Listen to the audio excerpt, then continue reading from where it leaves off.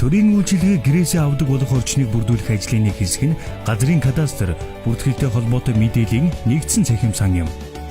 Иргэд газар өмчлөх эзэмших, ашиглахтай холбоотой мэдээллийн үйлчилгээг заавал газрын албан дээр очихгүйгээр гэрээсээ эсвэл гар утсаа ашиглан авах боломжтой цахим системийг Land Manager гэж нэрлэж байна. Газрын кадастрын мэдээллийн нэгдсэн сангийн Land Manager программыг 21 аймаг 330 суманд нэвтрүүлсэн бөгөөд 2018 онд Улаанбаатар хотын бүх зэгт газрын кадастрын цахим мэдээллийн нэгдсэн санг бүрдүүлэхээр ажиллаж байна. Энэхүү систем нь газрын зөрчил маргааныг бууруулах үндсэн нөхцөлийг бүрдүүлж байгаа юм.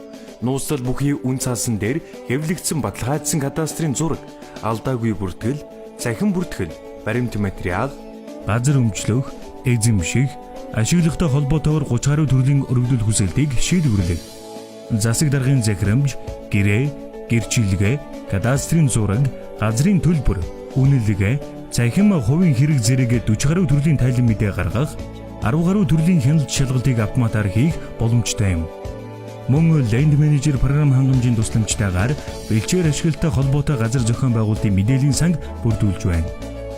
Бэлчээр ашиглалтын мэдээллийн сан, бэлчээрийн дааз үнэлгээг тооцоолох, малын тоо, бэлчээрлэх хугацаа, бэлчээрийн талбай, ургамлын бүрхэг зэрэг мэдээллийг нэгтгэн захимжуулснаар малчид бэлчээрийг сэлгээтэйгээр байгаль экологийн болоод эдийн засгийн үр ашигтайгаар ашиглах орчин бүрдэх юм. Цахим орчин дахь мэдээлэл технологийн хөгжил өдөр ирэх бүртээ шинжлэгдэж байгаа өнөө цаг газрын кадастрын мэдээллийн санг инхүү захимжуулсан нь бид дэлхийн улс орнуудын жишг төрх үйлчилгээг нэвтрүүлэхэд нэг алхам болж байгаа юм.